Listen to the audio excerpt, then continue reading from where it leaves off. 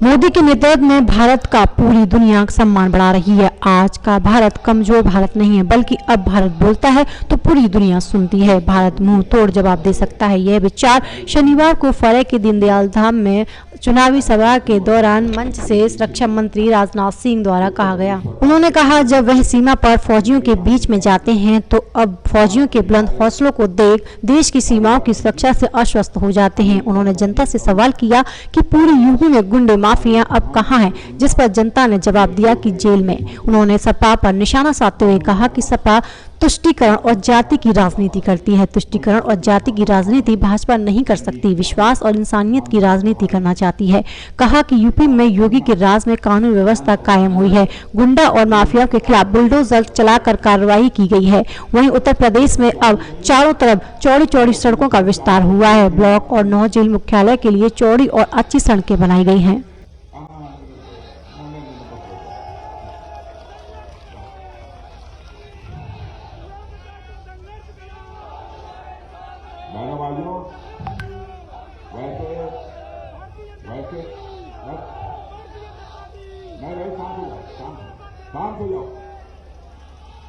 वैसे आप जानते हैं कि चुनाव के मैदान में इन्होंने अब तक केवल 4 रन ही नहीं बनाए हैं, बल्कि 5 रन बनाने जा रहे हैं। 5वां रन ये बनाने जा रहे हैं। और मैं पूरी तरह से आश्वस्त हूं कि वह समय भी आएगा कि हमारे पूरन प्रकाश जी सीधे छक्का मारेंगे और एक ही बार में 6 रन बनाने में कामयाबी हासिल।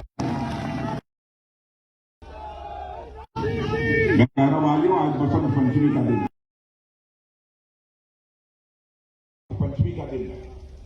मैं आप सभी लोगों को इस बसंत पंचमी के पावन पर्व पर अपनी तरफ से हार्दिक शुभकामनाएं देता हूं और आप सबके मंगलमय जीवन की मैं कामना करता हूं। और मेरा यह सौभाग्य है कि आज जिस धरती पर मैं खड़ा हूं, हमारे आदर्श, हमारे प्रेरणा के केंद्र पंडित दीनदयाल जी उपाध्याय की यह जन्मस्थली। बहनों भाइयों, पूरी भारतीय जनता पार्टी हिंदुस्तान में जो काम कर रही है,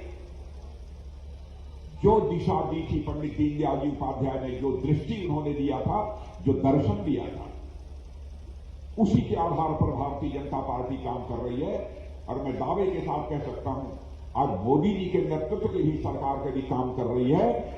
तो हमारे पंडित दीनदयाल जी उपाध्याय ने जो दर्शन दिया था, उसके माध्यम से दिशा और दृष्टि दी थी, उसी आधार पर काम कर रहे हैं। मैं आज उस पंडित दीनदयाल जी उपाध्याय की स्मृति को नमन करता हूं। अंत्योदय की बात उन्होंने कही, कहा था कि समाज की अंतिम सीढ़ी पर बैठे हुए लोगों का उत्थान होना चाहिए। हर इंसान को सुख की, आनंद की प्राप्ति होनी चाहिए और परमानंद की प्राप्ति होनी चाहिए।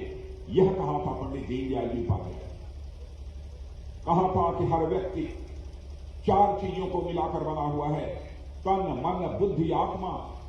मैं विस्तार में नहीं जाऊंगा, लेकिन मैं पंडित दीनदयाल जी उपाध्याय की सोच क्या थी, वह मैं केवल आपके सामने रखना चाहता हूं। उन्होंने कहा कि यदि हम व्यक्ति को पूर्णता देना चाहते हैं तो सरकारों को, शासन व्यवस्था को ऐसा कुछ करना पड़ेगा ताकि हर व्यक्ति के तन को, यानी शरीर को धन धान मिल जाए, मन को मान सम्मान स्वाभिमान मिल जाए, बुद्धि के सुख के लिए ज्ञान मिल जाए और आत्मा के सुख के लिए भगवान मिल जाए। यह पंडित दीनदयाल जी उपाध्याय की सोच और उनकी इसी सोच के आधार पर हम लोग भारत की राजनीति में तेजी के साथ कदम बढ़ा रहे हैं। और बहनों भाइयों, इस सच्चाई को कोई नकार नहीं सकता। भारतीय जनता पार्टी की, मोदी जी के नेतृत्व की सरकार में अंतर्राष्ट्रीय जगत में भारत की मान, प्रतिष्ठा और स्वाभिमान को बढ़ाने में कामयाबी हासिल की है। आज के कुछ वर्षों पहले भारत यदि अंतर्राष्ट्रीय मंचों पर कुछ बोलता था तो दुनिया उसे हल्के तरीके से लेती। भारत यह कमजोर भारत है, भारत गरीब भारत। हमारी बातों को जितनी गंभीरतापूर्वक लिया जाना चाहिए था, दुनिया नहीं लेती। लेकिन आज मैं दावे के साथ कह सकता हूं, बहनों भाइयों, आप भी सीना ठोक कर कह सकते हो कि आपका भारत अब कमजोर भारत नहीं है। आज दुनिया के मंचों पर, अंतर्राष्ट्रीय मंचों पर भारत यदि कुछ बोलता है तो सारी दुनिया कान खोलकर सुनती है। अब यह हैसियत भारत की बन गई। दुनिया समझती है कि भारत बोल रहा है, इसका कोई मतलब हुआ करता है। आपने देखा उरी और पुलवामा में आज के 4-5 साल पहले यही हम ही लोगों की सरकार थी। पाकिस्तान से कुछ आतंकवादी आकर उन्होंने हमारे पैरामिलिट्री फोर्सेस के जवानों की हत्या की। हमारे कई जवान शहीद हुए। उसके बाद हमारे प्रधानमंत्री ने हम 2-3 लोगों के साथ बैठकर चटपट फैसला किया। बहनों भाइयों, उस समय में भारत का गृह मंत्री था। चटपट फैसला। और आपने उसके बाद देखा कि हमारे सेना के जवानों ने पाकिस्तान की धरती पर जाकर आतंकवादी ठिकानों का सफाया करने में कामयाबी हासिल की।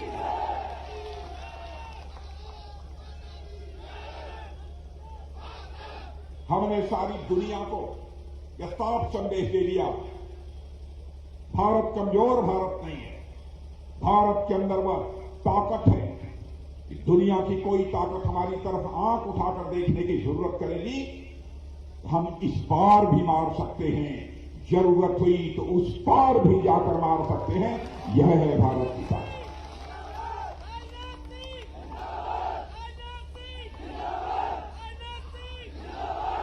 लेकिन हमारी राजनीतिक पार्टियों को बात समझ में नहीं आ रही।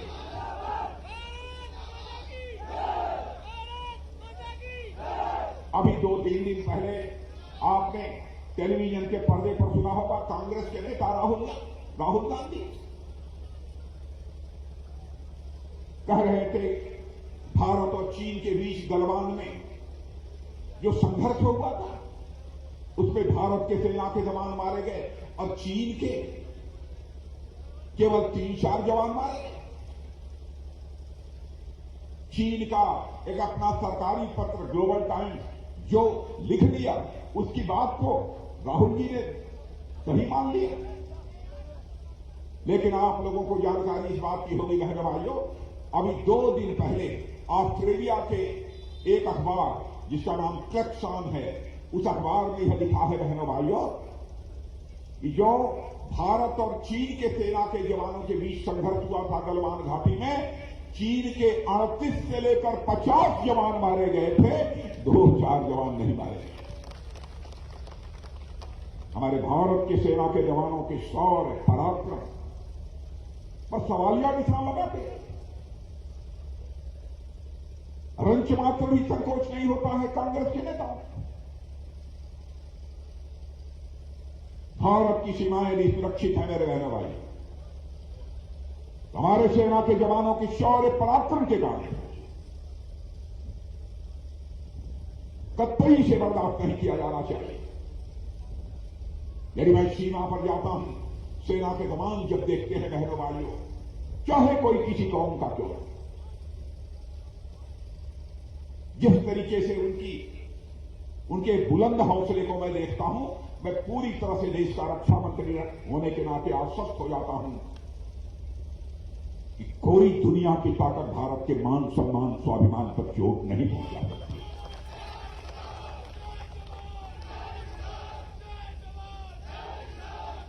जहां तक उत्तर प्रदेश का प्रश्न है, मुझे ज्यादा कुछ आप लोगों को बताने की जरूरत नहीं। उत्तर प्रदेश में आप लोग ठीक ठाक हैं, सही सलामत हैं कि नहीं है? गुंडे बदमाश माफिया कहां है? जेल में हैं। आप लोग मिलने तो नहीं जाते हो? नहीं, उन्होंने मान लिया कि उत्तर प्रदेश में अब योगी जी की सरकार है भैया, बाहर मत घूमो, बेहतर यह कि चलो जेल में ही।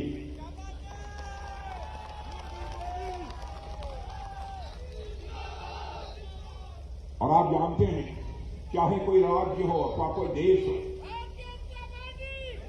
कोई राज्य हो अथवा देश हो, उसकी पहली विकास की पहली शर्त यह होती है, विकास की पहली शर्त होती है मेरे बहनों भाइयों, कानून और व्यवस्था का चुस्त दुरुस्त होगा।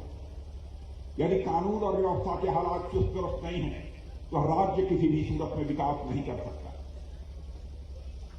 और मैं योगी जी को बधाई देना चाहता हूं। योगी जी ने उत्तर प्रदेश के कानून और व्यवस्था के हालात को चुस्त दुरुस्त करने में एक बहुत बड़ी कामयाबी हासिल की है। वो इसके लिए बधाई के पात्र है।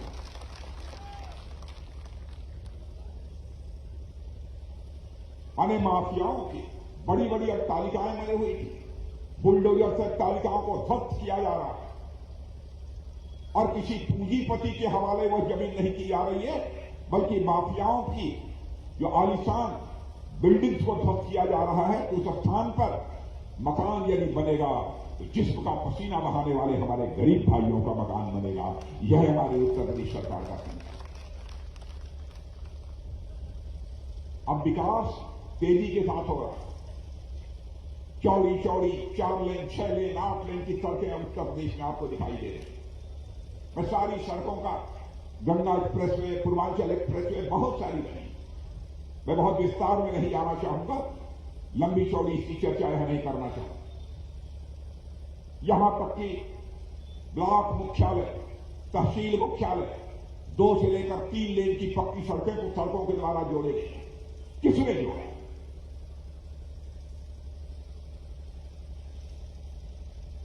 बहनों भाइयों, विकास का जहां तक सवाल है, मैं दावे के साथ कह सकता हूं, योगी जी के नेतृत्व में और हमारे केंद्र में प्रधानमंत्री आदरणीय मोदी जी के नेतृत्व में विकास यहां 84 का 84 योगासन कर रहा है।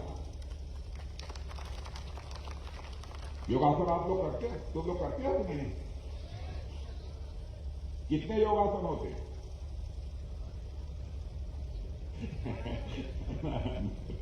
कितने योगासन होते हैं? कोई बताएगा? कोई बताएगा? 84। कोई बतला दिया? बहनों भाइयों, जब होगा कानून का शासन, विकास करेगा योगासन।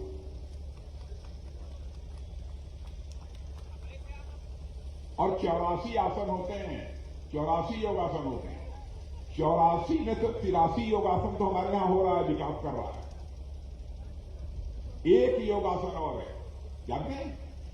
शीर्षासन। वो शीर्षासन हम लोगों ने विपक्ष के लिए छोड़ दिया, समाजवादी पार्टी के लिए छोड़ दिया है, बहुजन समाज पार्टी के लिए छोड़ दिया।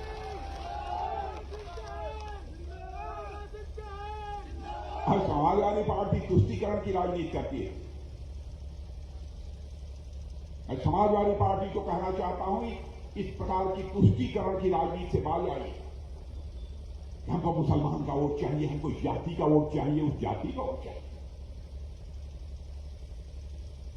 और समाजवादी पार्टी के लोगों को कहना चाहता हूं, सरकार राजनीति केवल सरकार बनाने के लिए नहीं की जाती है। भाइयों, राजनीति की जाती है तो समाज बनाने के लिए की जाती है, देश बनाने के लिए की जाती है, केवल सरकार बनाने के लिए नहीं की जाती है। और मैं अपने भी पूरे प्रदेश और देश की जनता का भी मैं आह्वान करता रहता हूं, जाति पंथ मजहब की राजनीति नहीं होनी चाहिए। राजनीति यदि होनी चाहिए तो इंसाफ और इंसानियत की राजनीति होनी चाहिए। भारत के ऋषियों और मनीषियों ने इसी भारत की धरती से मेरे बहनों भाइयों एक संदेश दिया है सारे विश्व को। केवल भारत की सीमा में रहने वाले लोग ही हमारे परिवार के सदस्य नहीं हैं, बल्कि पूरे विश्व की धरा पर रहने वाले जितने भी लोग हैं हमारे परिवार के सदस्य हैं। यह मानते हुए वसुधैव कुटुंबकम का संदेश सारे विश्व को दुनिया के किसी देश ने दिया है तो केवल और केवल भारत देश ने दिया। यह बात समाजवादी पार्टी को समझ आनी है, लेकिन तुष्टीकरण की राजनीति करना, धर्म की मजहब की राजनीति, जात की राजनीति, भाइयों, यह भारतीय जनता पार्टी को मंजूर नहीं है। ऐसी राजनीति हमको स्वीकार नहीं है।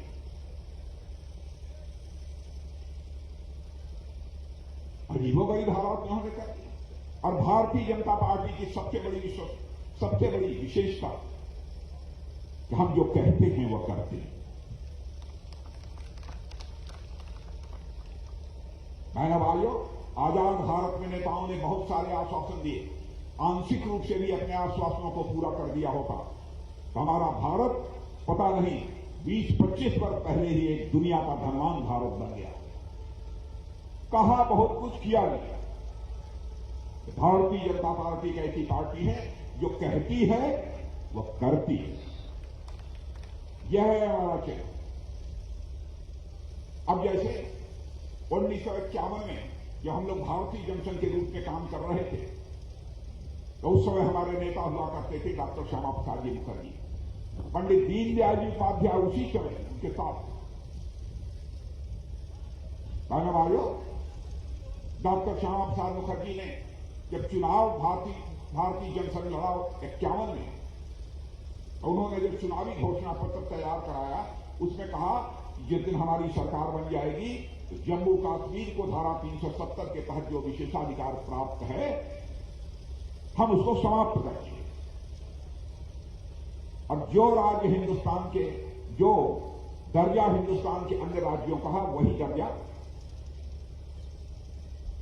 का जम्मू कश्मीर का है। अब हमको संसद में इसके पहले बहुमत ऐसे मिला नहीं था जैसा इस समय मिला, और आपने देखा हमको संसद में बहुमत मिला और चुटकी बजाते हुए धारा 370 हम लोगों ने बना दिया। वैसे ही हम लोगों ने कहा था नागरिकता कानून पास करेंगे जिस दिन संसद में बहुमत मिल जाएगा। भारत का एक तो विभाजन नहीं होना चाहिए था, लेकिन भारत का विभाजन हो गया, भारत पाकिस्तान बन गया। वैसे चाहे पाकिस्तान हो, अफगानिस्तान हो, बांग्लादेश, यहां रहने वाला हिंदू हो, सिख हो, ईसाई हो, पारसी हो, यहूदी, यदि किसी का धार्मिक उत्पीड़न होता है और अपना देश छोड़कर वह भारत में आना चाहता है तो उसे हम ससम्मान नागरिकता प्रदान करेंगे। यह वादा था, इस वादे को भी हम लोगों ने पूरा किया।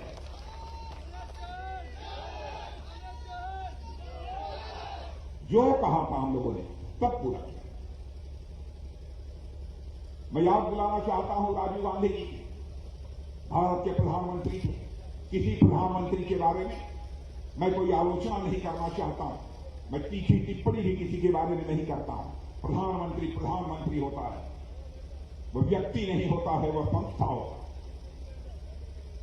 लेकिन राजीव गांधी जी ने एक बार अपनी लाचारी व्यक्त करते हुए कहा था, हम क्या करेंगे,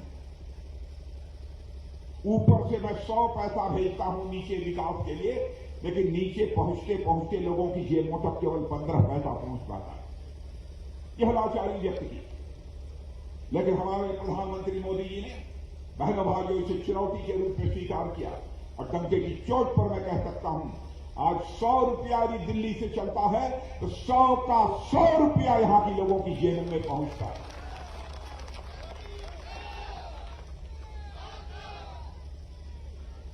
प्रधानमंत्री किसान सम्मान निधि के अंतर्गत आपके खातों में 6,000 रुपया पहुंच रहा है कि नहीं पहुंच रहा है?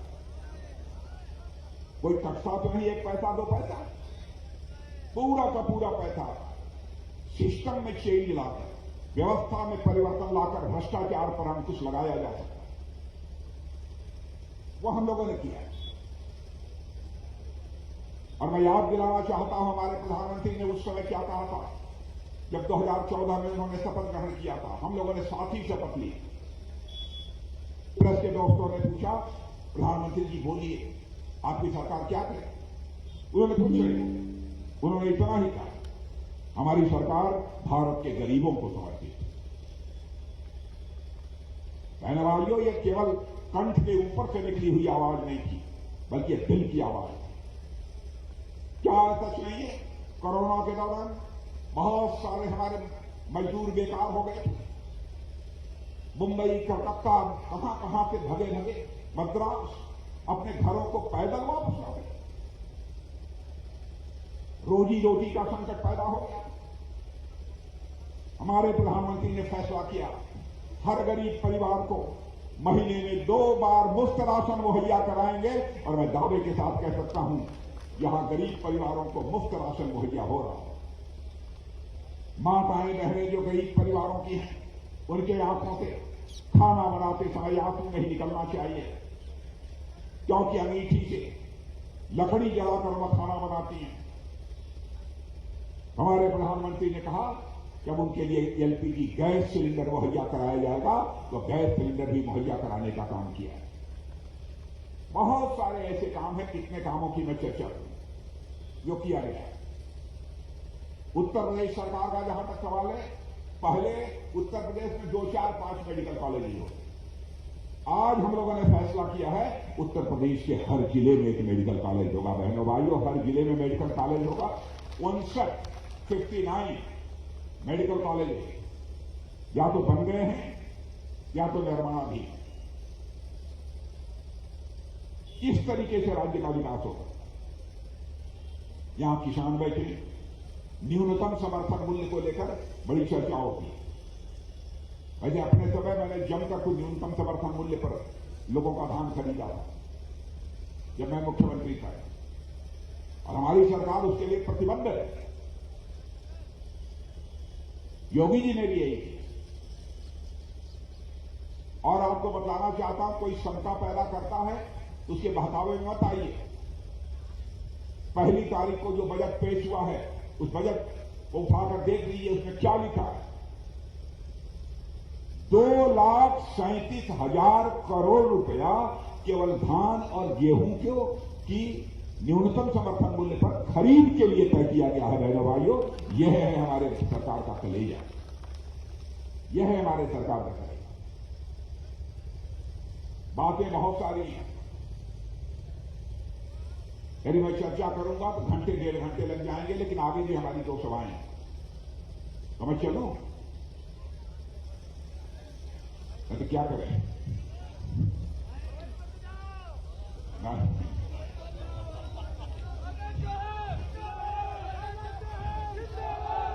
चलें? आप लोग पूरन प्रकाश जी को बंपर वोटों से जिता देंगे? पूरन प्रकाश जी को जिता देंगे ना? पक्का? तो एक बार हाथ उठाकर ताली बजा दीजिए तो मैं मान लूंगा कि